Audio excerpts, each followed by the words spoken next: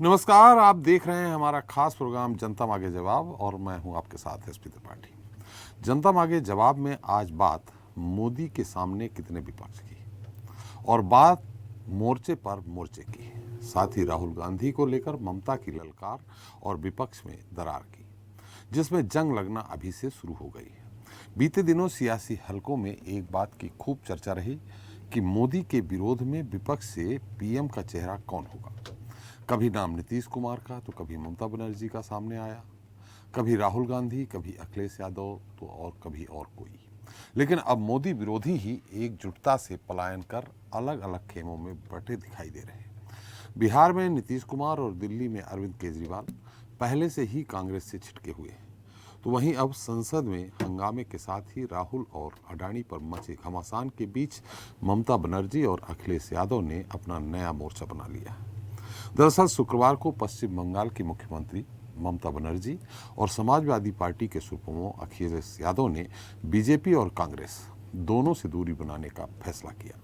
साथ ही फैसला किया कि अन्य क्षेत्रीय दलों से भी बात कर उनको भी साथ लाया जाएगा। ममता से मुलाकात के बाद अखिलेश ने कहा कि भगवा खेमे को हराने के लिए सपा मजबूती से टीएमसी सुप्रीमो ममता बनर्जी के साथ खड़ी रहेगी। अखिलेश यादव ने कहा कि बंगाल में हम ममता दीदी के साथ हैं। अखिलेश ने कहा कि जो लोग बीजेपी वैक्सीन लगवा लेते हैं उन्हें सीबीआई, ईडी या आईटी से कोई फर्क नहीं पड़ता। अगर हम यूपी में भाजपा को हरा सकते हैं तो पूरे देश में भाजपा को हराया जा सकता है। उधर ममता बनर्जी भी इसी मुद्दे पर 23 मार्च को उड़ीसा के मुख्यमंत्री और बीजू जनता दल के प्रमुख नवीन पटनायक से भी मुलाकात करने वाले हैं। कल ही ममता ने भाजपा पर आरोप लगाया था कि राहुल गांधी के कैम्ब्रिज में दिए बयान को लेकर संसद की कार्रवाई सरकार खुद रोक रही है और जनता के मुद्दों से ध्यान भटकाने के लिए कांग्रेस नेता राहुल गांधी को हीरो बनाया जा रहा। ममता ने कहा कि राहुल गांधी विपक्ष के लीडर बने रहे तो नरेंद्र मोदी को कोई टारगेट नहीं कर सकता। अब ममता के इसी बयान पर सोमवार को कांग्रेस के सांसद अधीर रंजन चौधरी ने तंज कसा और कहा कि ममता ईडी सीबीआई से बचना चाहती है। उनकी कोशिश पीएम मोदी को खुश करना है। ऐसे में सवाल यही है कि 2024 के मोर्चे पर क्या कांग्रेस अपने सहयोगी दलों के साथ अलग थलग पड़ जाएगी? क्या मोदी विरोधियों के लिए राहुल गांधी सर्वमान्य नेता नहीं होंगे? जनता मांगे जवाब में आज हम इसी मुद्दे पर करेंगे चर्चा। कांग्रेस से दूरी, ममता की मजबूरी।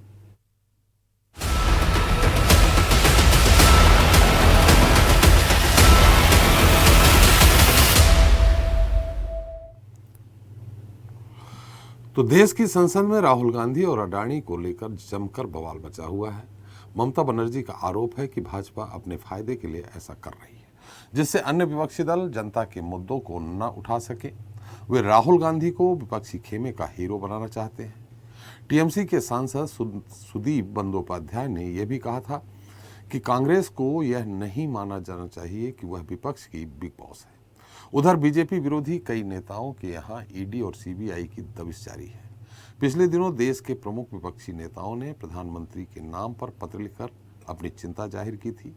5 मार्च को लिखे पत्र में कहा गया था कि भारत जैसे ऐतिहासिक लोकतांत्रिक देश में जिस तरह से विपक्ष के नेताओं पर एक के बाद एक हमला बोला जा रहा है, उससे लोग यह महसूस कर रहे हैं कि हम लोकतंत्र नहीं बल्कि तानाशाही में रह रहे हैं। हाल ही में हुए रायपुर अधिवेशन में कांग्रेस ने 2024 लोकसभा चुनाव से पहले विपक्षी दलों को साथ लाने का प्रस्ताव पास किया, लेकिन नरेंद्र मोदी के खिलाफ राहुल गांधी को प्रधानमंत्री उम्मीदवार के तौर पर पेश करना का प्रस्ताव नहीं आया, क्योंकि कांग्रेस को इसका जवाब पता है। वह जानती है कि शायद ही कोई विपक्षी दल राहुल गांधी के चेहरे पर साथ आने को तैयार हो।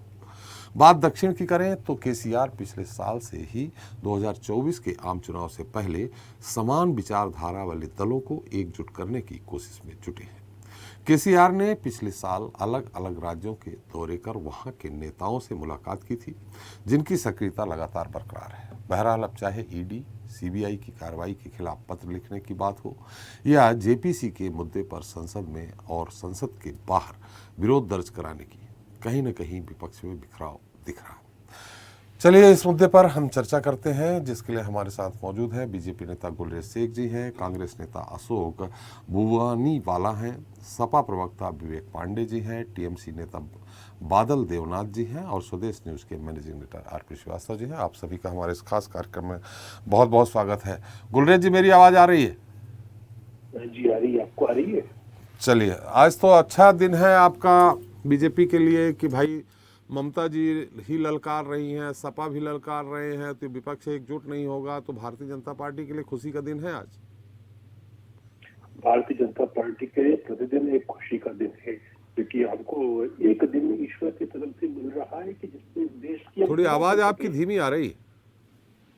अभी आ रही है आपको? जी, थोड़ा सा धीमी आ रही। जी मैं बोलूं? जी। तो मेरा कहना यह है कि बीजेपी के लिए तो प्रत्येक दिन ही एक खुशी का दिन होता है, क्योंकि हर एक दिन हमको ईश्वर की तरफ से अवसर मिलता है कि इस देश को हम परम वैभव तक ले जा सके, इस देश की सेवा कर सके।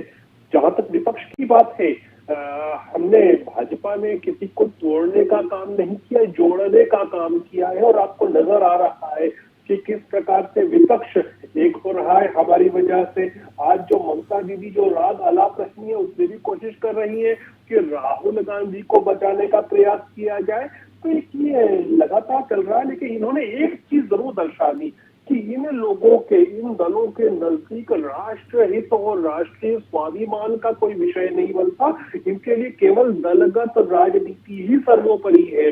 वरना ममता दीदी खुद इतनी सीनियर नेता है, देश की कैबिनेट मिनिस्टर रह चुकी है, लगातार मुख्यमंत्री है, उनको कम से कम खुद आगे होकर कहना चाहिए कि नहीं, कुछ भी होगा, देश में जो भी राजनीति होगी हम निपटते रहेंगे, लेकिन विदेशी ताकतों को कोई बुलाएगा तो ये मुझे स्वीकार नहीं होगा। गुलरेज जी, विदेशी ताकतों को यहाँ कौन बुला लिया है? अगर उन्होंने कहा लोकतंत्र को खतरा है, तो ये इसमें कौन सी बड़ी बात कह दी उन्होंने? आपने कहा आप जोड़ने का काम करते हैं, बहुत अच्छा जोड़ा आपने महाराष्ट्र में, मध्य प्रदेश में बहुत अच्छा जोड़ा आपने, ऐसे तमाम कई राज्य हैं जहां आपने बहुत बढ़िया जोड़ने का काम किया। देखिए भाई साहब, आपने शायद उनके महोदय के बयान को सुना नहीं ढंग से। उन्होंने साफ साफ कहा था, उन्होंने फॉरेन इंटरवेंशन की बात की थी और डेमोक्रेटिक इंटरवेंशन की तरह से बात की थी, और वेस्टर्न डेमोक्रेटिक इंटरवेंशन आपने देखी है ना कैसी होती है। वो हमने देखी इराक में, देखी आज से 20 साल पहले, कुछ साल पहले लीबिया में देखी, उससे पहले सर्बिया बेलग्रेड में देखी। तो वो चाहते हैं शायद कि वेस्टर्न शक्तियां जो आज के समय हिंदुस्तान से छोटी शक्तियां हैं, वो सब मिलजुल कर आए, हिंदुस्तान पे बॉम्बिंग करें और उसके बाद तख्ता पलट दे, वो इनको बिठा दे महोदय को। ऐसा होना नहीं है। गुलरेज जी, जो प्रधानमंत्री जी ने एक बात कही थी सियोल में, उन्होंने कहा था कि भारत में 2014 के पहले कोई पैदा नहीं होना चाहता था, जो कोई पैदा भी होता था तो सोचता था ये कहाँ पैदा हो गए। तो ये भारत की उपलब्धि बता दिया क्या सियोल में? नहीं, आप मुझे बताइए सर कि सियोल में उन्होंने किनसे बात की थी? कि उन्होंने विदेशियों से बात की थी? उन्होंने हिंदुस्तानी जो वहां पर रहकर काम कर रहे हैं उनसे उन्होंने संवाद किया था, और ये महोदय विदेशी सांसदों से संवाद करने गए थे। चलिए, तो ये अच्छी बात है। विवेक पांडे जी, आप तो उत्तर देंगे ही गुलरेज जी ने जो कहा। विवेक जी, मेरी आवाज आ रही है आपको? जी आ रही है जी। विवेक जी, हालांकि इसके पहले भी कई बार चर्चा हुई, सपा प्रवक्ताओं ने भी कहा, इसके पहले टीएमसी के प्रवक्ताओं ने भी कहा कि विपक्ष को एक होना चाहिए अगर मोदी जी को हराना है या भाजपा को हराना है। अब ऐसी स्थिति में अभी टीएमसी और सपा ने कांग्रेस से दूरी बनाने का फैसला किया है। आप भी जानते हैं कि आप सपा और टीएमसी और 2-3 दल और मिला लें, सबको मिला लें तो भी 50 सांसद नहीं हो रहे हैं। इस बुरी स्थिति में भी कांग्रेस के 52 सांसद हैं, तो बिना कांग्रेस को साथ लिए आप कैसे मोदी जी से लड़ाई लड़ेंगे? पहले तो मैं पूरे मंच को प्रणाम करते हुए जी के साथ अपनी बातों को अभिव्यक्त करने की आपसे अनुमति चाहूंगा। जी। देखिए, ये बात तो जग जाहिर है कि राजनीति अवसर का गलियारा होती है जी, और यहाँ बैठ करके मैं किसी राजनीतिक दल की आलोचना करूं, मुझे लगता है कि ये एक हास्यप्रद विषय हो जाएगा। जी। गंभीरता इसमें है कि विपक्ष की बात जब होती है तो विपक्ष कई घटक दलों के साथ अपने आप को स्थापित करने की कवायद करता है। आज अगर हम टीएमसी के साथ कवायद कर रहे हैं तो यकीनन आदरणीय ममता जी बहुत सशक्त नेता हैं, एक ऐसी नेता जिन्होंने भाजपा को धूल चटा दी, बंगाल की धरती पे एक ऐसी नेता जिन्होंने रणचंडी बन करके भाजपा की रणनीतियों की धज्जियां उड़ा दी। जी और अंतोगत्वा क्या हुआ, दीदी ओ दीदी कहने वाले अगर प्रेम से दीदी सुन लो दीदी करते तो शायद सरकार बन भी जाती। लेकिन चुनौती देना महिला सम्मान को, महिला शक्ति को, दुर्गा की धरती को, काली की धरती को, मुझे लगता है भाजपा को अभी भी सीखने की आवश्यकता है। कांग्रेस की बात कीजिए तो बिल्कुल सत्य कहा उन्होंने, क्या गलत कहा कि इनको हीरो बनाया जा रहा है। वो हीरो हैं, राहुल गांधी बिल्कुल हीरो हैं, अक्सर मनोरंजन करते हैं। जी गंभीरता आई है भारत जोड़ो यात्रा के बाद, बिल्कुल परिपक्वता भी आई है, गंभीरता भी आई है, और इस विषय को कोई राजनीतिक दल नकार नहीं सकता है। जब भारत जोड़ो यात्रा उत्तर प्रदेश से निकल रही थी, हमने भी उनको भावनात्मक संवेदनाएं दी थी, ऐसी बात नहीं है। तो विपक्ष की देखिए राजनीति में ये सब केवल और केवल अवसर का गलियारा है। जिनको भाजपा कभी कोसती थी आज उनके साथ सरकार में है, जिनके लिए बुकलेट छाप दिया था आलोचना करने के लिए उनके साथ सरकार में है। देश तोड़ने वाली पार्टी, देश को अलगाववादियों के साथ ले जाने वाली पार्टी पीडीपी के साथ सरकार तक बना ली इन्होंने। तो ये अवसर का गलियारा है। यहाँ अगर कोई बैठ करके सैद्धांतिक बात या तथ्य परोसता है तो मैं तो एक सवाल बड़ी शिष्टाचार से पूछूंगा, क्या आपको लगता है ये अटल की भाजपा है, आदरणीय अटल जी की, जिन्होंने सदन में कहा था कि मैं चिमटे से जोड़ तोड़ की राजनीति करने वाली सरकार को छूना पसंद नहीं करूंगा, चिमटे से भी 9 राज्यों से अधिक राज्यों में जोड़ तोड़ करके, खरीद फरोख्त कर करके संवैधानिक मूल्यों को कुचलते हुए, होशियारी के मामले में देखिए ना महाराष्ट्र में कितनी फजीयत हो रही है, सुप्रीम कोर्ट कैसी कैसी तल्ख टिप्पणियां कर रहा है। तो मुझे लगता है कालिक पोतने का काम किया है भाजपा ने इस देश की राजनीतिक मर्यादा पे। तो फिर भाजपा को हराना है तो एकजुट होइए ना साहब। बिल्कुल, मैं आपको इसका भी तथ्य स्पष्ट कर देता हूं। देखिए समीकरण होते हैं, आपको याद होगा इस देश में इलेक्ट्रल बॉन्ड के चंदे रातों रात लाने के जो कानून पास हुए थे, रातों रात पास हुए थे जी। सदन में कौन था? कांग्रेस और भाजपा। आज उसका खामियाजा शायद छोटे छोटे घटक दल भुगत रहे हैं। भाई देश का सबसे बड़ा 75% से अधिक का चंदे का जो कलेक्शन है वो भाजपा के हिस्से है, उसके बाद कांग्रेस है, उसके बाद अन्य घटक दल है छोटे छोटे संवर्गों में। तो मुझे लगता है कि उस तरह से हो रहे हैं। जी बिल्कुल, बस यही मैं आपको लाना चाह रहा था, आपने स्वयं कह दिया। जो बड़ी पार्टियां हैं वो अपनी महाशक्ति के अभियान में लगी हुई हैं। हम घटक दल हैं, हम क्षेत्रीय राजनीतिक दल हैं, तो हम भी अपना एक किलाबंदी थर्ड फ्रंट या सेकंड फ्रंट आप कह सकते हैं तैयार करने के कवायद में है। और आदरणीय अखिलेश यादव जी ने बड़ा स्पष्ट कहा है कि जिसे आना है वो आ करके समाजवादी विचारधारा और नीतियों के साथ भाजपा के विरोध में गठबंधन करना चाहे तो हमारे मूल्यों पे, हमारे आकलन के अनुसार कर सकता है। हमने किसी को मना नहीं किया है। हम रेड कार्पेट पहले भी बिछाते थे, आज भी बिछा देंगे। बस बात यह है कि समाजवादी सिद्धांतों से समझौता नहीं करेंगे। जी। तो आपका जो प्रश्न था सबसे बड़ा, मैं आपको बड़ी जिम्मेदारी के साथ यही कहूंगा कि घटक दलों की राजनीति और वर्चस्वधारी दलों की राजनीति में बड़ा अंतर है। देखिए अब वो समय गया जब घटक दलों को समाप्त करने की कवायद, अब देखिए भाजपा ने किया, भाजपा ने कर दिखाया महाराष्ट्र में। शिवसेना जैसे घटक दल को किस तरीके से जेपी नड्डा जी ने कहा था कि हम छोटे दलों को समाप्त कर देंगे, और कर दिया उन्होंने जोड़ तोड़ करके। एक संवैधानिक पद को कुचलते हुए किस तरीके से इस देश की राजनीति का कलंक सबसे पहले वहां के राज्यपाल ने लिखा, कालिक पोत दी पूरे राजनीति के मुंह पे। और आज सुप्रीम कोर्ट धो रहा है, अच्छे से धो रहा है और धोएगा, क्योंकि पापा इज ऑलवेज पापा। इनको समझना पड़ेगा कि भारतीय राजनीति में सुप्रीम कोर्ट, चौथा जो सबसे मजबूत स्तंभ हमारी न्यायपालिका है, और एक आपकी कलम जिसे कहते हैं प्रेस, इन दो लोगों को प्रभावित करने की, कहीं ना कहीं इनके ऊपर कंट्रोल करने की, नियंत्रण करने की जो इनकी नीति या प्रयास जारी है वो नहीं संभव है। क्योंकि पापा इज ऑलवेज पापा, मैं हमेशा कहता हूं, फादर इज ऑलवेज फादर। और संविधान, न्यायपालिका जो है वो संविधान के मूल्यों से चलती है। और इस भाजपा को भी ये समझना पड़ेगा कि सामंतवादी, फांसीवादी मानसिकता से आप घटक दलों को प्रभावित या नियंत्रित करने की जो कवायद कर रहे हैं, संस्थाओं को जिस तरीके से दुरुपयोग कर रहे हैं, यही काम कांग्रेस भी करती थी, संस्थाओं का दुरुपयोग। आज भाजपा ने उससे बढ़ करके किया, प्रतिशोध की राजनीति के साथ। चलिए, तो भाई ये जो परंपरा शुरू है ये बहुत निकृष्ट परंपरा है। मुझे लगता है इस परंपरा को हम जो सवाल जानना चाह रहे हैं, सवाल का उत्तर वो आ नहीं रहा है। निश्चित तौर पे आपने जो भी कहा अभी तक उससे यही है कि भारतीय जनता पार्टी को किसी भी तरह केंद्र से हटाया जाए। और आप भी जान रहे हैं हटाया जाएगा जी, आप भी जान रहे हैं कि केंद्र से अगर जब हटाया जाएगा तो एक बड़ा राष्ट्रीय दल जो है उसके बिना अभी संभव दिखता नहीं है। ऐसे में ममता जी के साथ अखिलेश जी ने जो अपना संबंध बनाया है ममता जी के साथ, जो उन्होंने अपनी पार्टी का बोला है कि हम लोग अन्य पार्टियों से भी बात करेंगे और सबको एक लाएंगे, वो ममता जी ये कह रही हैं कि राहुल गांधी अगर सामने रहे तो एक तरह से वॉक ओवर होगा नरेंद्र मोदी जी को। अब ऐसी स्थिति में कैसे आप एक साथ कैसे लड़ पाएंगे मोदी जी से, हमारा सवाल ये है आपसे। मैं 10 सेकंड में आपको जवाब दूंगा। बुलेट जी आ रहा हूँ आपके देखिए पास। पहले जी जी सिर्फ जी 10 बोलिए सेकंड में पांडे जवाब दूंगा, मैं देना चाहूंगा जी। जी। देखिए पहले जो थी राजनीतिक जो पार्टियां थी, जो राष्ट्रीय स्तर की पार्टियां थी, ये घटक दलों को या क्षेत्रीय दलों को समाप्त करने का या अपने शर्तों के अधीन रखने का कार्य करती थी।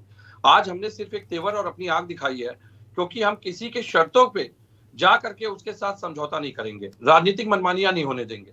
हमारा अपना एक अस्तित्व है और अपने अस्तित्व से समझौता नहीं करेंगे, समाजवादी विचारधारा से समझौता नहीं करेंगे। जो भी इस विचारधारा के साथ जुड़ करके भाजपा के सामने खड़े होगा ढाल बन करके, भाजपा को हटाने का काम करेगा, बिल्कुल होगा। भाजपा को भी याद रखना चाहिए कि सत्ता से 12-15 साल तो ये उत्तर प्रदेश की सत्ता से बाहर थे, एक सीट की वजह से इनकी सरकार गिर गई थी लोकसभा में।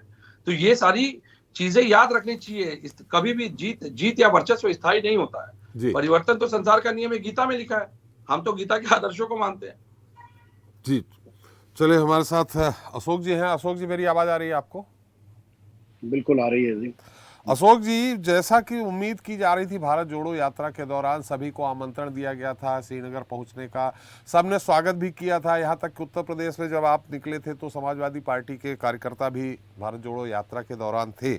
लेकिन ऐसा क्या हो रहा, एकदम से ममता जी के तेवर बदल गए? कहीं ऐसा तो नहीं मेघालय वाला मामला हो? राहुल जी ने भी सोच समझ के बयान देना चाहिए उनको। उन्होंने कह दिया कि हम टीएमसी को कह दिया कि बी पार्टी है भारतीय जनता पार्टी को, आपको तो कहते ही रहे। इन स्थितियों को देखकर क्या आपको नहीं लगता है कि इस समय अगर 77 की स्थिति लाना चाहते हैं तो संयम से अपने जो भी बयान है वो संयम वाले हों? इसमें त्रिपाठी जी मैं ये कहना चाहूंगा कि जो स्थिति आज की बनी हुई है जी, हर क्षेत्रीय दल अपने आप को बचाने में लगा हुआ है जी, मोदी जी को खुश करने में लगा हुआ है जी। आज जिस तरह से कांग्रेस पार्टी की लोकप्रियता बढ़ रही है, राहुल जी ने जब से भारत जोड़ो यात्रा शुरू की और जब तक वो श्रीनगर पहुंचे, तो इन सभी क्षेत्रीय दलों को नजर आने लगा कि ये इतना बड़ा जो सपोर्ट है, इतना समर्थन है, वो अगर इनको मिलता रहा तो निश्चित तौर पे प्रदेश में और देश के अंदर ये आने वाली सरकार बनाएंगे। और उसी बात को लेकर आज भारतीय जनता पार्टी और टीएमसी में पैक्ट हो गया है और उसी के चलते ये टीएमसी की जो नेता है ममता जी, वो आप समझ ही पा रहे हो क्या कहा उन्होंने जी, किस तरह से कहा। तो राहुल जी अपने आप में एक पर्सनैलिटी है, एक नेता है, और उसको डैमेज करने के लिए ये जो शहमात का गेम भारतीय जनता पार्टी कर रही है, मैं समझता हूँ कि 2024 के अंदर उनको मात खानी पड़ेगी और उसको मात देगी ये जनता। देश की जनता सब देख रही है जी, और समझ भी रही है कि क्या हो रहा है, किस तरह से लोकतंत्र के अंदर जो विभिन्न दल है, सपा के हमारे साथी ने भी कहा कि जितनी पार्टियां, जितने दल जिनको आप ब्लैकमेल करके दूसरी अपना ईडी के माध्यम से, सीबीआई के माध्यम से उसको अपने पक्ष में कर रहे हैं, उसको साइलेंट कर रहे हैं, वो सब देख रहे हैं देश की दुनिया।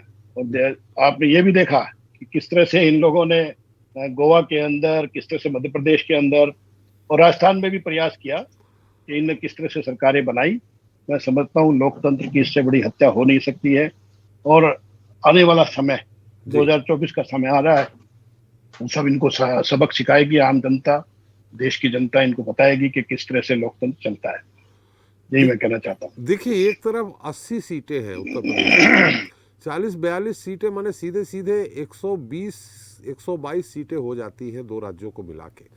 इन स्थितियों में अगर कांग्रेस भी वहां लड़ेगी, टीएमसी भी लड़ेगी, सपा भी लड़ेगी, तो क्या आपको लगता है मौजूदा जो स्थिति है, कि आप नेता प्रतिपक्ष तक नहीं बना पा रहे, 54 सांसद भी नहीं है आपके, इन स्थितियों में बिना इन क्षेत्रीय दलों को लिए आप मोदी जी को पटकनी दे देंगे?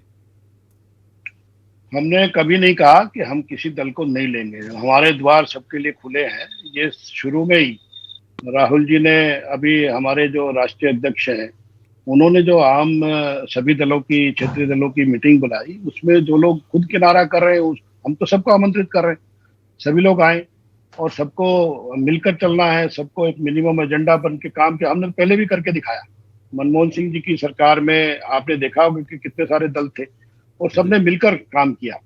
तो ऐसा नहीं है कि हम लोग किसी को इग्नोर कर रहे हैं, लेकिन वो टूल बन रहे हैं भारतीय जनता पार्टी के, सत्तारूढ़ पार्टी के। तो उसमें कांग्रेस पार्टी क्या कर सकती है?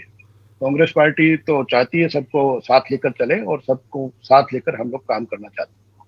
चलिए श्रीवास्तव जी, आपकी इस मुद्दे पे टिप्पणी फिर हमारे साथ टीएमसी के भी जुड़ेंगे जल्दी ही बादल जी। जी श्रीवास्तव जी। देखिए त्रिपाठी जी, 2-3 बातों को समझना होगा। सबसे पहली बात तो यह है जी कि भारतीय जनता पार्टी की 2014 के सरकार के पहले लगभग जो 20 से लेकर 24 साल तक जी देश में जो है हंग पार्लियामेंट थी और विभिन्न दल मिलकर सरकारें चलाते थे। इसमें अटल बिहारी वाजपेयी की भी सरकार थी, इसके बाद जो है कांग्रेस की जो है यूपीए हुई, एनडीए, सबने मिलकर चला। जब पूर्ण बहुमत मिला इनको, एनडीए को, और ख़ास करके भारतीय जनता पार्टी को इतनी सीटें मिल गई जिसमें पूर्ण बहुमत पर थी।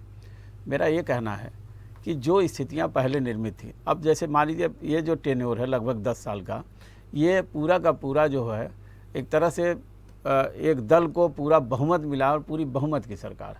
अब रही बात इनको 2024 में शिकस्त देने की, ये जो विभिन्न दल हैं, आप देखिए अब कभी कभी क्या होता है कि महत्वाकांक्षाएं तो हर दल को होती है, सबके नेता चाहते हैं कि देश के प्रधानमंत्री बन जाए।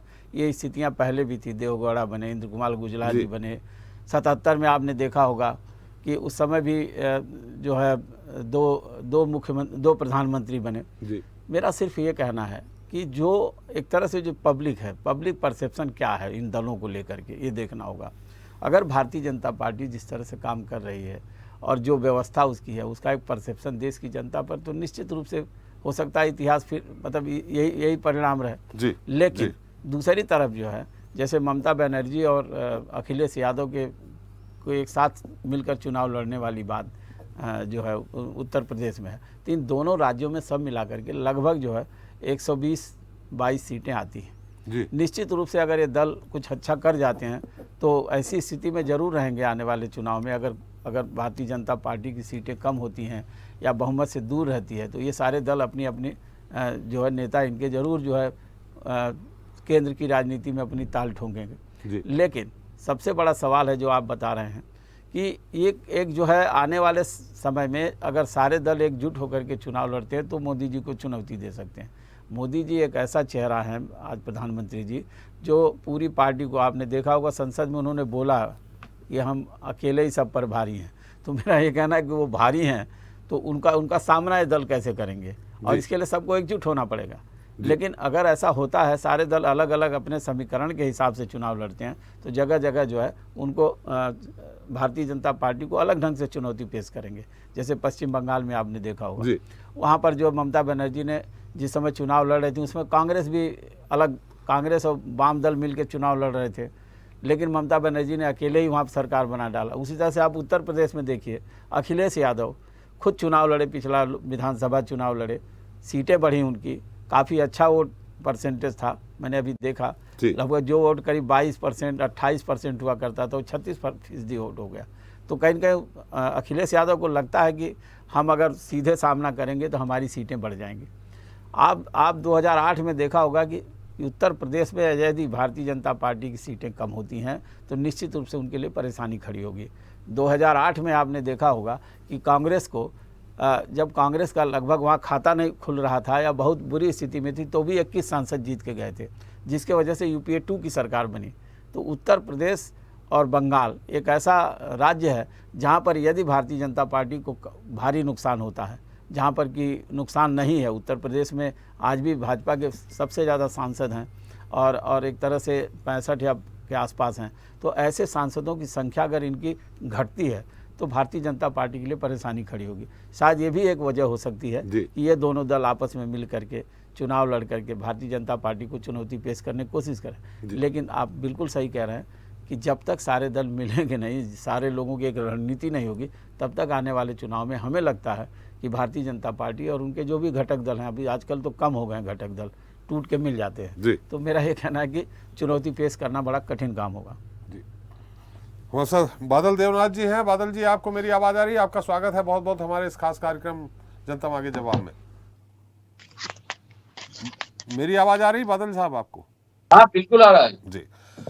बादल साहब, ममता जी ने जो बयान दिया वो तो खैर हम आपसे दोहराने की बात नहीं करेंगे कि हम फिर से बताएं आपको, लेकिन सवाल यही है कि शुरू से ममता जी कहती रही हैं कि माइनस कांग्रेस एक विपक्ष एकजुट हो, लेकिन माइनस कांग्रेस कर देंगे तो क्या आपको लगता है कि सिर्फ 2 राज्य हैं अभी आपके पास उत्तर प्रदेश, हालांकि बहुत बड़ी संख्या है, 120 सांसदों की संख्या है, तो क्या पोस्ट पोल आप तालमेल करेंगे, प्री पोल नहीं करेंगे? अगर प्री पोल नहीं करेंगे तो उन्होंने कई बार कहा है कि भारतीय जनता पार्टी के साथ मिलकर के लेफ्ट और कांग्रेस ममता बनर्जी जी को यानी टीएमसी को कमजोर कर रहे हैं।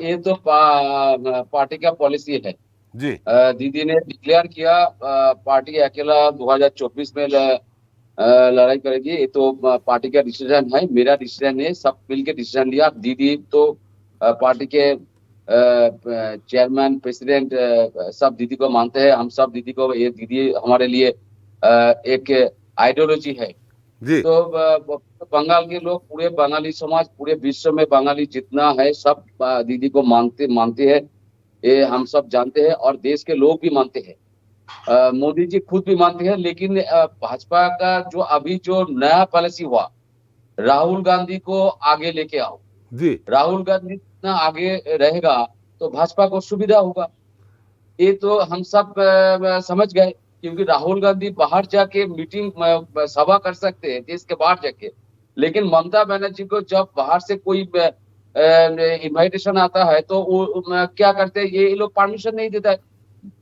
विदेश दफ्तर परमिशन नहीं देता। ममता बनर्जी कोई नेपाल जाए, कोई विदेश जाए, अमेरिका जाए, कोई भी जाए, लंदन जाए, जहां से उनका आमंत्रण मिलता है, कोई यूनिवर्सिटी आमंत्रण मिलता है, तो ममता बनर्जी को जाने से रोकते हैं, लेकिन राहुल गांधी बाहर चले जाते हैं। और दूसरा बात है, जो बात मैं कहना चाहता हूँ, ये राहुल जी तो व्यक्तिगत उन्होंने परमिशन ली थी, कोई सरकारी परमिशन नहीं ली थी, व्यक्तिगत ली थी उन्होंने। वो तो व्यक्तिगत इस देश का स्वतंत्र नागरिक कोई भी जा सकता है विदेश अपना वीजा लेकर के। लेकिन मैं मानना चाहता हूँ, वही तो है, दीदी को तो वही बाहर से कोई यूनिवर्सिटी, कोई टीम, कोई देश तो बुलाना चाहते हैं, यूनिवर्सिटी को बुलाना चाहते हैं, हर जगह से बुलाना चाहते हैं, वो लेटर आता है, इन्विटेशन आता है। लेकिन यह जब दीदी खुद कहते हैं कि हमको बाहर जाने का मौका दीजिए, एक लेटर मुख्य सचिव जो चीफ सेक्रेटरी है वो जो लेटर लिखते हैं सेंट्रल गवर्नमेंट का, तब वहां से परमिशन नहीं मिलता है, ये तो प्रॉब्लम। दूसरा जो मेन जो बात है, सोनिया गांधी ममता बनर्जी को प्यार करते, इनको फोन में बात करते, राहुल गांधी करते कि नहीं करते वो तो मुझे पता नहीं है, लेकिन ये जो लोकसभा का विरोधी लीडर अधीर चौधरी और उसका बंगाल का जो एक स्पोक्स पर्सन है, हर दिन ममता बनर्जी को डायरेक्टली अपमान, एक महिला, एक चीफ मिनिस्टर, एक महिला को डायरेक्ट, क्या बोलूंगा मैं, मेरा मुंह से तो शब्द नहीं निकल रहा है, गाली देते हैं, हर दिन गाली देते, ऐसा गाली दे आपको मैंने अच्छा नहीं लगा। ये कांग्रेस पुराना पार्टी है, एक प्रवक्ता बंगाल में ममता बनर्जी को ऐसा गाली दिया, तो ये सब तो ये लोग, आदित्य चौधरी लोकसभा में एक बात कहते, बंगाल में आके लेफ्ट के साथ बात करते, वहां पर लेफ्ट के साथ बात नहीं करते, वहां पर भाजपा के साथ सीक्रेटली बात करते, ये आदित्य चौधरी के साथ, राहुल गांधी के साथ, भाजपा के साथ खुलेआम बात चलते हैं। ये हम सब काल भी एक बादल जी, अगर जैसा कि आपने कहा, अगर अधीर रंजन जी को साइड कर दें तो आप राहुल जी को नेता मान लेंगे? अधीर रंजन जी को अगर पार्टी से निकाल देते तो? ये तो कांग्रेस पार्टी का डिसीजन है जी। खड़गे जी पार्टी का नया प्रेसिडेंट हुआ, ऑल इंडिया प्रेसिडेंट हुआ, अध्यक्ष हुआ, खड़गे जी खुद ममता बनर्जी को एक बार फोन किया, कोई फोन नहीं किया। लेकिन जो मैं कहना चाहता हूँ, अखिलेश यादव, आरजेडी लालू जी का तेजस्वी यादव, आप अरविंद केजरीवाल, टीआरएस, बहुत सारे पॉलिटिकल पार्टी है जो लोग ममता बनर्जी को सामने रख के इलेक्शन चुनाव में लड़ना चाहते हैं। हम सब जानते हैं, अखिलेश जी 2 दिन पहले बंगाल में आया, लालू जी का बेटे को खुद 2 महीने 3 महीने एक बार कलकत्ते में आप दीदी के साथ बात करके दीदी को वहां पर बिहार में बुलाते हैं, यूपी में बुलाते हैं, आप ही अरविंद केजरीवाल भी दीदी के साथ बात करते हैं, सब चाहते हैं दीदी को सामने रख के लड़ाई करना चाहिए 2024 में। ये सब जो युवा लीडर है पूरे देश के अंदर, सेंट्रल लीडर, ये सब ममता बनर्जी, वो जानते हैं ममता बनर्जी 3 बार का सेंट्रल मिनिस्टर, 3 बार का सीएम, 5 बार का एमपी, 3 बार का विधायक है, इतना अनुभव भी है, ममता बनर्जी, लेकिन फिर भी राहुल गांधी खड़गे जी इनडायरेक्टली बट या डायरेक्टली निगलेक्ट कर रहे हैं ममता बनर्जी को। ये हम आज नहीं, बहुत दिनों से हम सब देख रहे हैं ममता बनर्जी को। लेकिन वो बात छोड़ दीजिए, मैं खुले हम पार्टी का जो डिसीजन है कांग्रेस को छोड़ के जितने आंचलिक पार्टी है या बड़ा नेशनल पार्टी है सब मिला के, और दीदी बार बार एक ही बात कह दिया, दिल्ली में भी बहुत बार कह दिया मेरा काम है सबको एकजुट करना, प्रधानमंत्री के लिए ममता दीदी आगे नहीं है। लेकिन हम सब मन से चाहते हैं दीदी एक बार प्रधानमंत्री बन, ये हम सब मन से चाहते हैं। ये आप चाहते हैं, लेकिन जनता कैसे, आप कैसे 4 राज्य, मान लीजिए बिहार को भी सवाल तो सुन लीजिए, बिहार को भी ले लीजिए, आप उत्तर प्रदेश को ले लीजिए, पश्चिम बंगाल को ले लीजिए, केसीआर को ले लीजिए, नवीन पटनायक से बात करने 520 सीटें हैं। इन सब सीटों में इतनी मात्र 200 सीटों को लेकर के आप प्रधानमंत्री बनने का ख्वाब कैसे देख रहे हैं? नहीं, प्रधानमंत्री की बात तो मैंने आपको क्या बोला, दीदी बार बार एक ही बात कह रहे हैं, मेरा काम है सबको एकजुट करना है, मोदी को हराना है। लेकिन मोदी को हराना ये जो काम है ये तो छोटा मोटा काम नहीं है। लेकिन कांग्रेस के खड़गे जी ने अब तक एक बार कोई मीटिंग कोई बुलाना, कलकत्ता में आना, दीदी को बुलाना, आइए कोई बात 1 साल में 2 साल में हुआ है। लेकिन दीदी जब दिल्ली जाती है सोनिया गांधी से एक बार मिलते हैं, प्रधानमंत्री के साथ मिलते हैं, सबके साथ मिलते हैं, दीदी खुद मिलती है, सबके साथ मिलती है।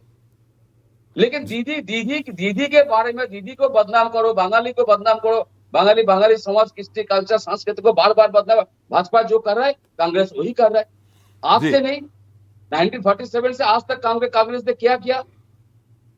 एक बात देख लीजिए, सिर्फ प्रणब मुखर्जी को राष्ट्रपति बना, दूसरा कोई था? किसी को एक मिनिस्टर कर दिया, किसी को प्रतिमंत्री बना दिया, और कुछ नहीं जी। प्रणब थोड़ा कुछ नहीं, पूरे बंगाली समाज को निगलेक्ट करना ये कांग्रेस का भी काम है, कांग्रेस भी किया, और भाजपा तो हर दिन ममता बनर्जी जी को लीडर बनाने का काम कांग्रेस ने किया था। किसको? ममता बनर्जी जी को। ऑल इंडिया यूथ कांग्रेस की अध्यक्ष रही है वो। देखिए, कांग्रेस के पास इतना इंटेलिजेंट या अनुभव होता तो ममता बनर्जी को सस्पेंड नहीं करता। 1991 बाद सस्पेंड नहीं करता, ये लोग सस्पेंड किया ममता बनर्जी को। उसके बाद ममता बनर्जी 1998 में दल बनाया, ऑल इंडिया तृणमूल ममता बनर्जी ने बनाया, तो सस्पेंड जिसको किया इसको पहले पता चलना चाहिए ममता बनर्जी के लीडर वो तब उस समय वो जुबा, उसका बयस की उम्र कितना था? अभी 67 चल रहा है जी। पूरा देश के अंदर सबसे अनुभवी है प्रधानमंत्री। हम जैसे प्रधानमंत्री का हम सम्मान करते हैं, प्रधानमंत्री को दीदी को सम्मान करते हैं, हम सब प्रधानमंत्री को सम्मान करते हैं, लेकिन सम्मान अलग बात है, वो देश के प्रधानमंत्री देश के राजा है। चलिए, राहुल जी की जगह अगर सोनिया जी को नेता प्रेजेंट करे कांग्रेस, राहुल जी की जगह सोनिया जी को नेता प्रेजेंट करे तो क्या आप समर्थन देंगे? और एक लाइन सर, बात मोदी जी राहुल जी को लेके नहीं, बात है जो 2014 से 2023 तक मोदी जी देश के लिए क्या किया। मोदी जी के खिलाफ नहीं, अमित शाह के खिलाफ नहीं, हम सब उनका पॉलिसी के खिलाफ कहता हूँ। मोदी जी देश को आधार संस्था को बेच दिया, निजी संस्था को बेच दिया। तो इन्हीं सबको रोकने के लिए तो एकजुट होना पड़ेगा ना आपको। अगर एकजुट नहीं होंगे, आप जिद करेंगे कि ममता जी के नेतृत्व में लड़े, तो कैसे होगा?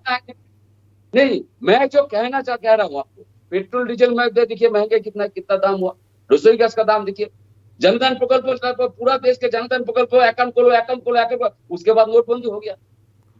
नोटबंदी के बाद पैसे को हाइड किया जनधन प्रकल्प से, क्या नहीं किया? उजाला गैस तो नहीं चलता है, बेटी बचा बेटी पढ़ा बंद है, गंगा जमुना संस्कार नहीं हो रहा है, हाई स्पीड ट्रेन नहीं। बादल जी निश्चित तौर पे बादल जी जी हम आपके पास फिर से आएंगे। बादल जी हमारे साथ और अतिथि है जी। गुलरेज जी काफी देर से कुछ कहना चाह रहे थे, लेकिन जैसा कि आरोप आ रहे हैं सामने कि ईडी और सीबीआई का भय दिखा करके, नेता कांग्रेस के भी कहा, अशोक जी ने भी कहा कि एक तरह से ईडी और सीबीआई का भय दिखा के ममता बनर्जी जी को चुप कराना चाहते हैं और कांग्रेस से अलग करना चाहते हैं।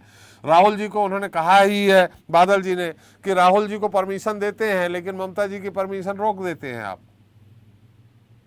देखिए, अभी इस पर आप भी लगभग आधे घंटे से इन सब लोगों के वक्तव्यों को सुन रहे हैं, क्या समझ में आ रहा है? एक ही बात समझ में आ रही है कि दलादली और हेतु चल रहा है, और एक ही लक्ष्य है कि मोदी हटाओ। लेकिन खुद प्रधानमंत्री बन जाओ।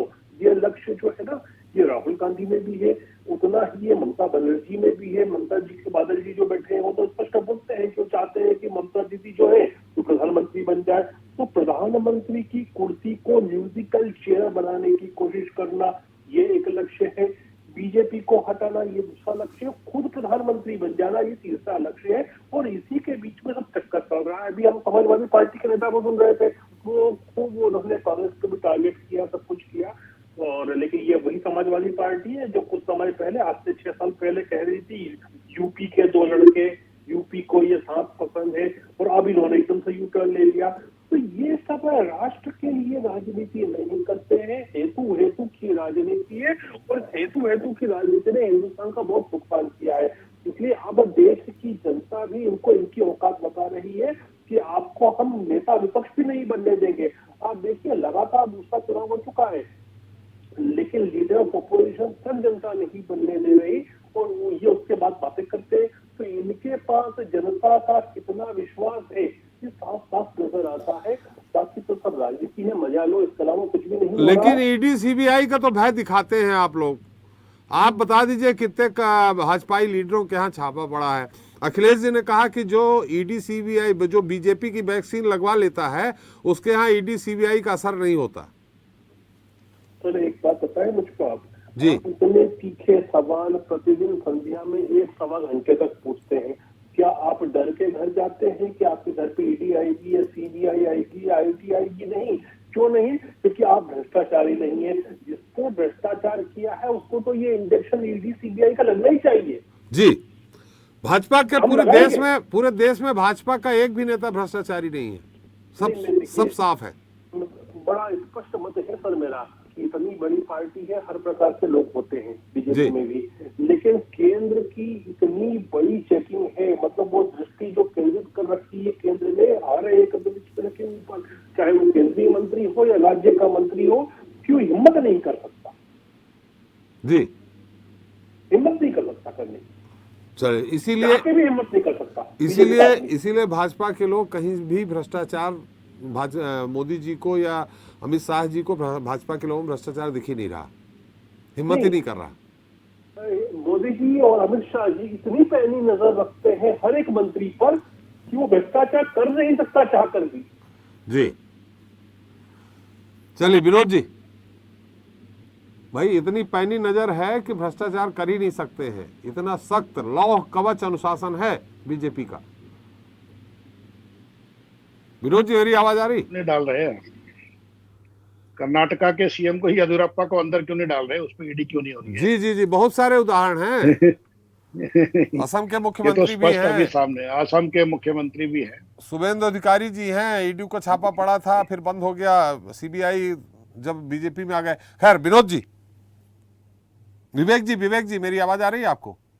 जी जी आ रही है। जी विवेक जी, गुलरेज जी की बातों का आप ही उत्तर दे दीजिए, हम तो सवाल भी नहीं कर रहे आपसे। नहीं बिल्कुल, मैं तो जवाब क्या दूं। मैं तो ये कहूंगा कि इतनी निष्पक्ष सरकार है कि अभी आपने देखा होगा कि जो एक अडानी प्रकरण में जी विनोद जी का नाम सामने आया। जी भाई मैं तो कह रहा हूं कि सरकार अडानी के मामले में हिंडनबर्ग की रिपोर्ट का कम से कम जांच कर लेती अपने देश के एक बड़े उद्योगपति को क्लीन चिट देने के लिए जी, लेकिन उस पर तो मोदी जी के मुंह से टेलीप्रॉम्प्टर तक की आवाज नहीं निकलती। उससे बड़ी बात, बहुत अच्छी बात अभी मुझे लगता है आदरणीय एडिटर साहब ने कही थी कि मोदी जी ने सदन में जो अपने लिए एक बात कही, मुझे वो बात कहीं ना कहीं नेपोलियन तृतीय की मानसिकता से प्रेरित लगती है कि मुझे न किसी समर्थक की आवश्यकता है, ना मुझे किसी समर्थन की आवश्यकता है। मैं ही राजा हूं, मैं ही जनता हूं, मैं ही सर्वश्रेष्ठ हूं, मैं अकेले ही सब पर भारी हूं। प्रभावित और प्रेरित लगती है जी, वो कहीं ना कहीं उससे प्रेरित लगती है। नेपोलियन तृतीय को पढ़िएगा, ये उसकी मानसिकता थी जी। और फांसीवादी मानसिकता तो जिस तरीके से इन लोगों ने पुलिसिया तंत्र का उपयोग किया है, मुझे लगता है कि ये जग जाहिर है जी। अब भाजपा के नेता हैं तो उनकी जिम्मेदारी है अपनी पार्टी को डिफेंड करना, लेकिन ये भी सही बात है कि काली पोत करके जो इम्पोर्टेड नेता और विधायकों से ये दूसरी इंपोर्ट करके लोगों को अपनी पार्टियां चला रहे हैं, ये भी तो सवाल उठता है कि इनके पास क्या योग्य नेता, विधायक, कार्यकर्ता नहीं है, सांसद नहीं है। जी दूसरी की पार्टियों से ये इंपोर्ट करते हैं और उनको तुरंत पद दे देते हैं। और बेचारे जो सालों साल से भाजपा की छतरी के नीचे भाजपा का भगवा लहरा रहे हैं, उन बेचारों को दरकिनार करके कोने में बिठा दिया जाता है। तो भाजपा में तो ये पहली बात कार्यकर्ता सम्मान है। भाई मोदी जी कुछ भी कह दें, मोदी जी तो कहते हैं 2014 के बाद, कई भाजपाइयों को मैंने सुना कि 2014 के बाद भारत आजाद हुआ। अब मुझे लगता है ये आजादी उन्हीं को स्वीकार होगी भाई जिन्होंने आजादी खैरात में पाई हो, जिनके इतिहास में दर्ज है, जिनके पूर्वजों ने इस देश की आजादी के लिए युद्ध किया, लड़ाई की, आंदोलन किए। मुझे लगता है उनकी मानसिकता कम से कम भारत जीवी होगी, राष्ट्र जीवी होगी। जी लेकिन विपक्ष पे तंज करना, विपक्ष को चोटिल करना, विपक्ष को आलोचित करना, विपक्ष को प्रहारित करना, विपक्ष को भ्रष्टाचारी बताना, विपक्ष में दुश्मन ढूंढना, विपक्ष में सबसे बड़ी बात आतंकवाद ढूंढना, और चले गए पीडीपी के साथ, दे दिया जम्मू कश्मीर में निकाय चुनाव में आतंकवादी को टिकट। मैं तो ये पूछता हूं कि आप लोग आईने में अपना चेहरा कैसे देखते हैं वोट करके? चलिए बीजेपी की बात छोड़ दें, दें, बीजेपी की बात छोड़ दें विवेक जी। अभी तो बात हमारा मुद्दा ये है कि जो अभी तो खैर अखिलेश जी और ममता जी बने, अभी बादल साहब ने साफ कहा है कि ममता जी को सब लोग तैयार हैं, ममता जी को नेता मानने के लिए, उनके नेतृत्व में विपक्ष एकजुट हो। अखिलेश जी भी मानेंगे? ममता जी को क्यों नहीं मानेंगे आप बताइए? एक ऐसी रणचंडी जिसने अकेले भाजपा के दिग्गजों को धूल चटा दी जी, और सबसे बड़ी बात है उन्होंने साबित कर दिखाया। आज अगर आप देखेंगे बंगाल में आज भी ओल्ड पेंशन स्कीम चल रही है सालों साल से। जब सरकार ने बंद कर दी तो भी ओल्ड पेंशन स्कीम बंगाल में लागू थी जी। जनकारी, लोक कल्याणकारी नीतियों से सार्थक रहने वाली सरकार को लोग क्यों नहीं चुनना पसंद करेंगे? आज इस देश में भाजपा का इतिहास है, जब जब भाजपा सत्ता में आती है वो केंद्रीय कर्मचारियों का, राज्य कर्मचारियों का नुकसान करती है। ओल्ड पेंशन तो राजस्थान और छत्तीसगढ़ में भी लागू है साहब, हिमाचल में भी लागू कर दिया, हिमाचल में भी लागू कर दिया, वहां लागू थी जी। यही तो अंतर है। नहीं, भाजपा सरकार थी उसने बंद कर रखा था, लेकिन कांग्रेस सरकार जहां जहां है वहां ओल्ड पेंशन स्कीम लागू है। तो फिर कांग्रेस से दूरी क्यों बना रहे? चालू किया है। नहीं, दूरी बिल्कुल नहीं बना रहे। अभी भी मैं कह रहा हूँ कोई दूरी नहीं बना रहे। सपा की उसमें क्यों नहीं चालू किया? आदरणीय अखिलेश जी के शब्दों को आप एक बार पुनः सुनिएगा। अशोक जी कह रहे हैं कि सपा की सरकार थी तो ओल्ड पेंशन स्कीम क्यों नहीं लागू की थी? देखिए ये बिल्कुल सर्वविदित है कि सपा की सरकार थी, ओल्ड पेंशन उस समय नहीं लागू की गई। लेकिन इस बार जब हम चुनाव लड़ रहे थे, हमारे मैनिफेस्टो में सबसे पहला एजेंडा था ये ओल्ड पेंशन लागू करने का, बॉर्डर स्कीम हटाने का, उत्तर प्रदेश पुलिस की, जिसके कारण हजारों जवान अपनी मृत्यु को कारित हो रहे हैं, जिसके कारण एक आदर्श राज्य का निर्माण नहीं हो पा रहा है उत्तर प्रदेश में। इस पे कभी रखिएगा विषय, चर्चा होगी। इनको पता भी नहीं होगा बॉर्डर स्कीम क्या होती है। बिल्कुल मैं डिटेल नहीं करना चाहता डिबेट को, लेकिन संस्थानों के अंदर जो खामियां हैं, संस्थानों के अंदर जो टेक्निकल कमियां हैं, उस पर ये काम नहीं करना चाहते, क्योंकि पूरी तरह अपाहिज सरकार है जो अधिकारियों पे निर्भर है। टीम 11 थी, टीम 9 हो गई। आपको इस बात को समझना पड़ेगा। अधिकारी जितना कहते हैं, जितना बताते हैं, उतना ही चलते हैं, उतना ही करते हैं। उसके अलावा इनकी अपरिपक्वता जग जाहिर है। किस तरीके के, अभी आपके सामने में बैठा था, सुशासन का उदाहरण था, लाइट चली गई जी, और ये कहते हैं कि उत्तर प्रदेश में तो लाइट ही नहीं जाती, बिजली बिल्कुल नहीं जाती, 24 घंटे रहती। 24 घंटे में ये 5 मिनट भी तो थे। तर्क वो देने चाहिए जो आम जनमानस के हृदय को चोटिल न करे। मुझे लगता है जन कल्याणकारी, लोक कल्याणकारी नीतियों से जो भी सरकार दूर जाएगी, वो सरकार सत्ता में रहने लायक नहीं है। कोविड में इन्होंने कर्मचारियों के डीए बंद कर दिए, डीए काट लिए और उसको नहीं लागू किया वापस। ये तो 100 साल में एक बार महामारी आती है, उसके कारण कोविड का उदाहरण तो कोई भी सरकार होती तो नहीं देना चाहिए आपको, कोई भी सरकार होती ये करती। बिल्कुल मैं मानता हूं, आपकी इस बात को भी मानता हूं, लेकिन ये भी बात तो माननी पड़ेगी ना फिर अंतरराष्ट्रीय संस्थाओं से जब सर्टिफिकेट लेके आप वाहवाही लेते हैं, तो जब वही संस्थाएं आपके आंकड़े जारी करते हैं तो आप उनकी आलोचना क्यों करते हैं भाई? जी, ये कौन सा नैतिक चरित्र है? तो यही तो मुझे चिंता है विवेक जी, यही तो चिंता है कि आप लोग अगर आपस में ही बिखराव रखेंगे तो ये होता रहेगा। गुलरेज जी ये सब करवाते रहेंगे।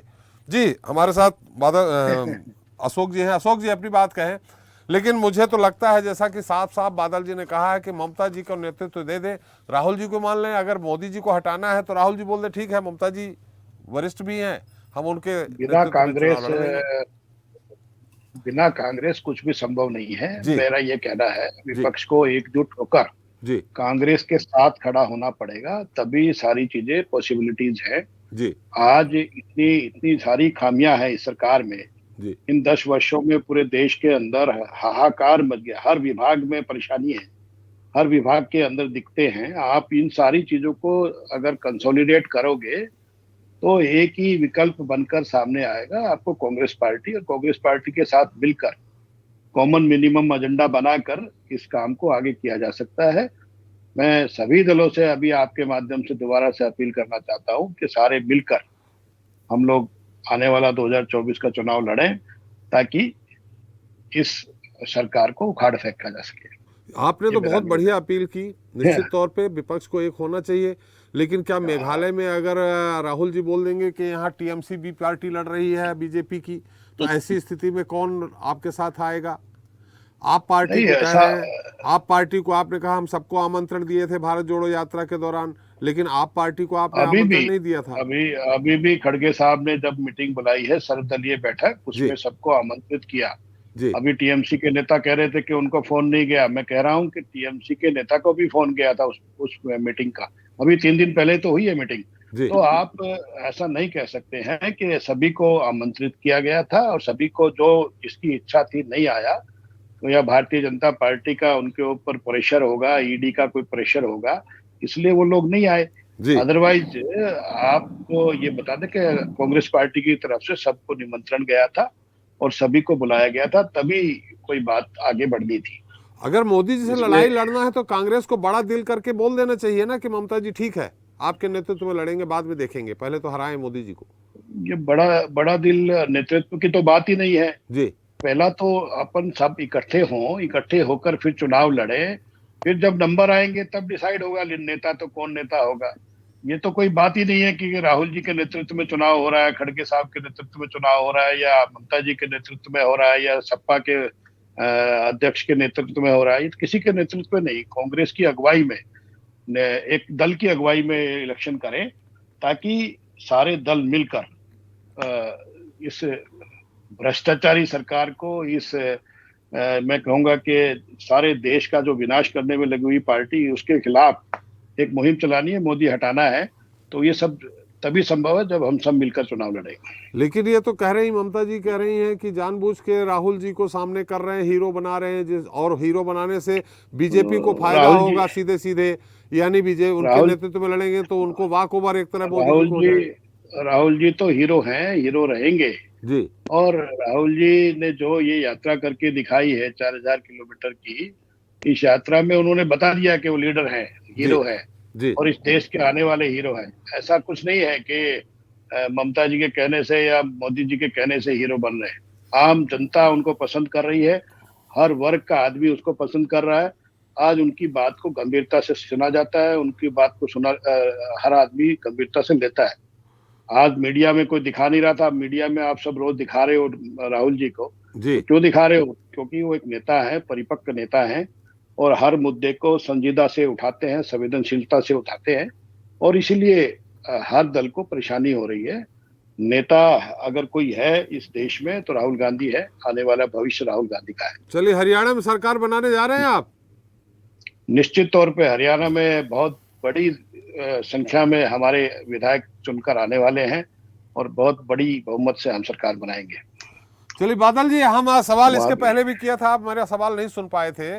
मैंने कहा कि राहुल जी से अगर कहीं परहेज है ममता जी को, तो अगर सोनिया जी को लीडर मान लिया जाए, सोनिया जी के नेतृत्व में चुनाव लड़ा जाए, सारे विपक्षी दल, तो मान्य होगा ममता जी को? नहीं, सोनिया जी के बारे में कुछ मत बोलिए, वो बीमार है जी। अच्छी है, कोई बात नहीं, वो अभी लड़ाई नहीं कर सकते, हम सब जानते हैं। और दूसरा जो बात है, मैं बहुत सारे सवाल आ गया, मैं एक एक करके 1 मिनट टाइम दीजिए, मैं आंसर दे रहा हूँ जी, थोड़ा संक्षेप में। राहुल जी भारत जोड़ो यात्रा किया, लेकिन पूरे भारत के अंदर नॉर्थ ईस्ट में तो कोई प्रभाव, कोई इफेक्ट नहीं पड़ा। राहुल जी के बारे में कोई कुछ सुनता नहीं है। जो लास्ट जो मैं पॉइंट कहना चाहता हूँ कांग्रेस प्रवक्ता को, कांग्रेस और लेफ्ट बंगाल में, त्रिपुरा में, नॉर्थ ईस्ट में तृणमूल को हराना चाहते हैं। कांग्रेस लेफ्ट एकजुट होकर तृणमूल को हराना चाहते हैं, ममता दीदी को हराना चाहते हैं, ममता दीदी को नीचा दिखाना चाहते हैं। खुद अधीर चौधरी लोकसभा का विरोधी नेता हर दिन हर जगह में कुछ ना कुछ कहते हैं बिया पर, लेकिन वही कांग्रेस बोल रहा है तो तुम हमारे मीटिंग में आओ, हम सब राहुल जी के नेतृत्व में मोदी जी को हराएंगे। क्यों? ऐसा क्यों है? ये द्विचक्र क्यों है? बंगाल में आके एक बात, दिल्ली में और एक बात, ये कैसे होगा? दीदी का कोई सम्मान नहीं है, दीदी का कोई सम्मान नहीं है। वो उनका तो उम्र 67 हुआ।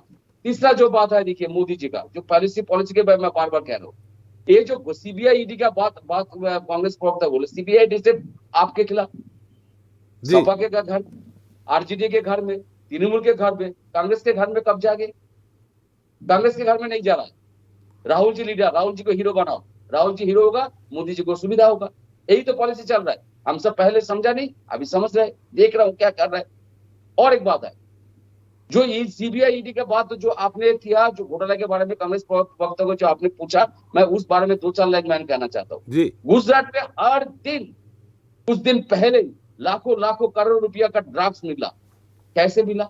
ईरान से ड्रग्स आ रहा है, गुजरात में क्यों बार बार ड्रग आ रहा है? दूसरा स्टेट में क्यों नहीं जा रहा है? वहां से क्यों ड्रग आ रहा है बार बार? पॉलिसी क्या है? क्या चल रहा है देश के अंदर? कौन कर रहा है? तीसरा बात है, सबका घर में ईडी सीबीआई जा रहा है। अमित शाह का बेटे बीसीआई का सेक्रेटरी क्यों है? इतना कम उम्र में बीसीआई का सेक्रेटरी, आईपीएल के अंदर के पैसा घोटाला क्या करना चाहते हैं हम सब जानते हैं, लेकिन टीवी पे कुछ नहीं कहते। हजार करोड़ रुपया क्रिकेट से पार्टी फंड में आएगा। अभी 2 दिन पहले इलेक्शन चुनाव ऑफिस से भाजपा को क्वेश्चन किया, आपके साथ गुलरेज जी आ रहा हूँ। गुलरेज जी सुन तो लीजिए। गुलरेज कोई जी आंसर नहीं है, उसका कोई आंसर नहीं है।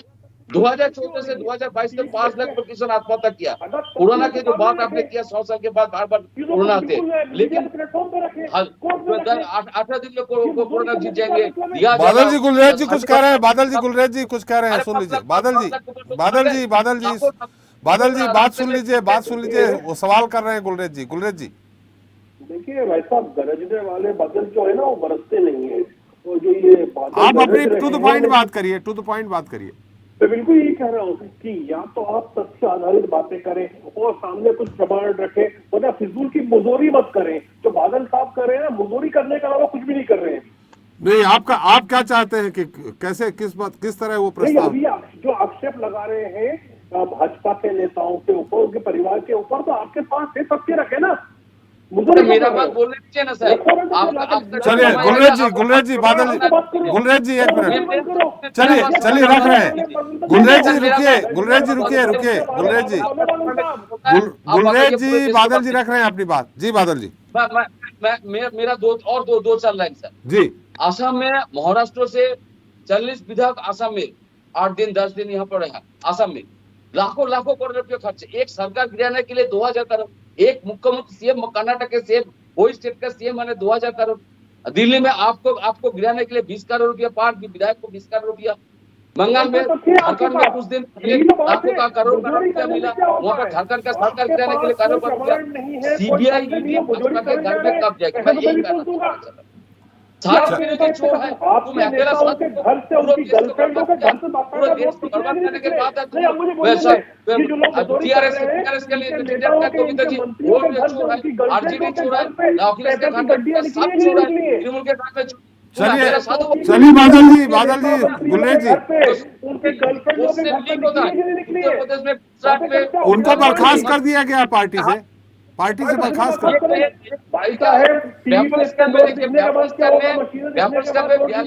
चलिए बादल जी गुलरेज जी, समय समाप्त हो रहा है। विवेक जी बहुत संक्षेप में क्या कहना चाह रहे हैं? देखिए मैं कुछ नहीं कह सकता अभी हमारे। बादल जी एक मिनट। बादल जी आ गई बात आपकी। जी विवेक जी बहुत संक्षेप में, समय कम है।